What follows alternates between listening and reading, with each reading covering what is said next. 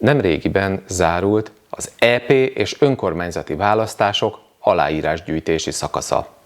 A 2 hét alatt több helyszínen, hol egyedül, hol partnerrel gyűjtöttem, pultozva, kopogtatva. A végső statisztika olyan lett, hogy a kb. 500 aláíróra jutott 2 atrocitás, 5 sztori, kb. 50 jóízű beszélgetés a saját és kb. 10 a másik oldal szavazóival. Kaptam kb. 1000 nyomdafestéket nem tűrő durva elutasítást, 3-4 ezer nem foglalkozom a politikával beszólást, vagy 5000 sima elutasítást, találkoztam 2 időutazóval, mondták, hogy már leadták a kopogtató cédulájukat. És persze szembesültem a magyar zombi apokalipszissel. Ebben a videóban igyekezni fogok a sztorikra koncentrálni. Én összevettem a tapasztalataimat, a híreket és a mögöttes tényeket, ti pedig készüljetek a humoros kritikára és egy kis politikai cirkuszra. Sziasztok! EPP vagyok, és mesélek. Most éppen az ajánlásgyűjtésről. Kezdjük azzal, hogy nagyon köszönöm azoknak a nyitott és kedves embereknek, akik hajlandóak voltak észrevenni minket, aktivistákat, felénk fordulni, válaszolni, amikor próbáltuk megszólítani őket. Ugyanis nagyon rossz érzés, hogy a többség ilyenkor próbál minket levegőnek nézni, mintha ott se lennénk. Sőt, egy csinos lány ilyetten elszaladt, amikor mondtam neki, hogy jó estét. Pedig a barátjával volt. Egymásra néztünk a sráccal, mondta, hogy ő ilyen, és kitört belőlünk a röhögés. Azt gondolom, hogy bármelyik oldalon is álljunk, egyre fontosabb, hogy felelős polgárként foglalkozzunk a közügyekkel. Ha nem tesszük, akkor hagyjuk, hogy az maradjon, amikről a korábbi videóimban meséltem. Szerencsére van, aki egyetért velem. Volt például egy hölgy, aki azzal rázott le, hogy siet. Majd megállt 2 méterre tőlem, és fél órán keresztül állt és várt valakire. Még vagy 2-szer próbálkoztam nála, de nem állt kötélnek.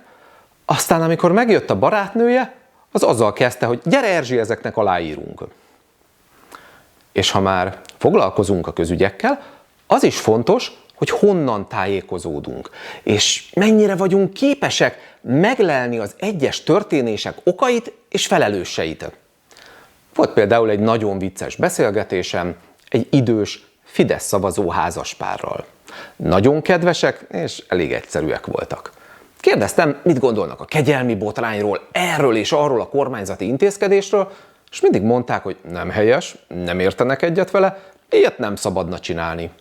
Nagyon elgondolkodtam, hogy ha mindenben egyetértenek velem, akkor miért szavaznak a Fideszre?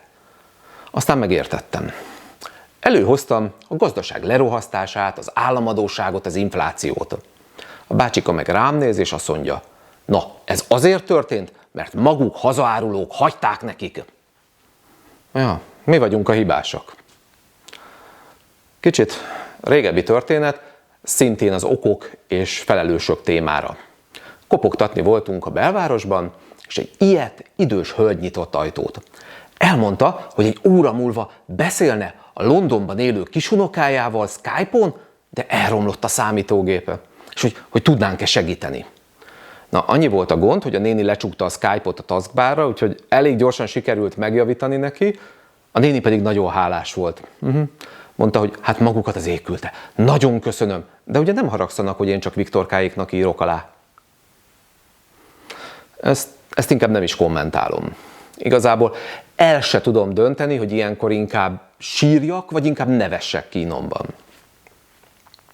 Van még az a helyzet is, amikor a szavazópolgár tájékozótnak tűnik, de nem az.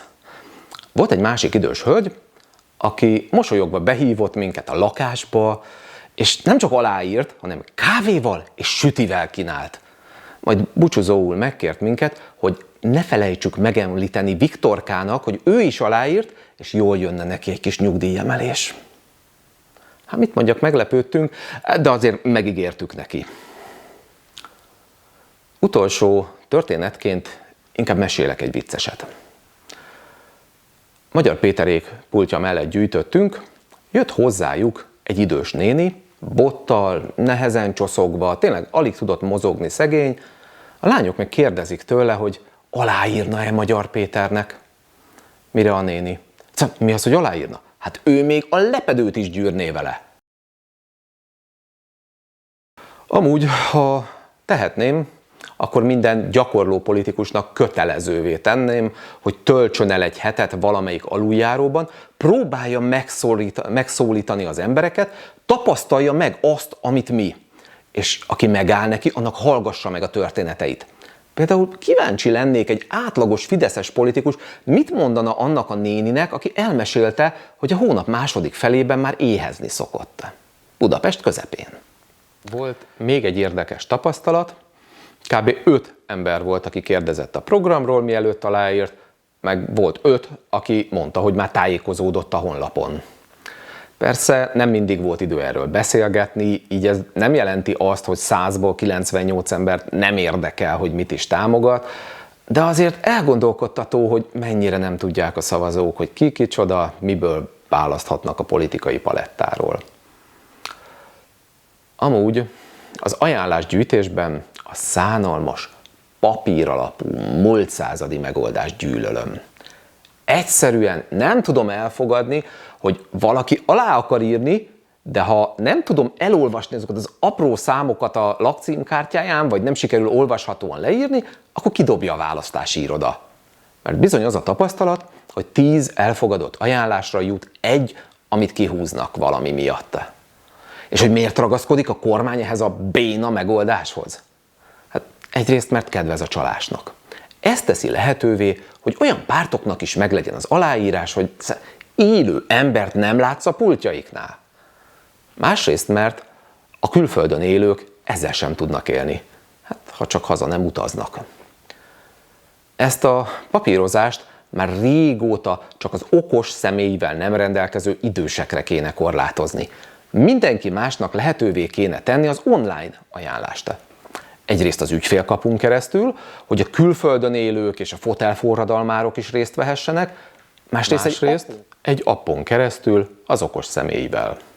Hogy akinek az a kényelmes, az az utcán adhasson aláírást.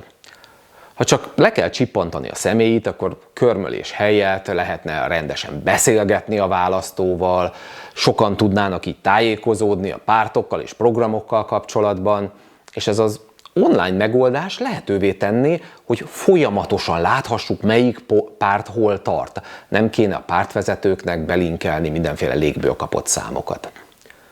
A suttyomban egyik párt íveiről a másikra másolgatásnak is betenne a modern megoldás.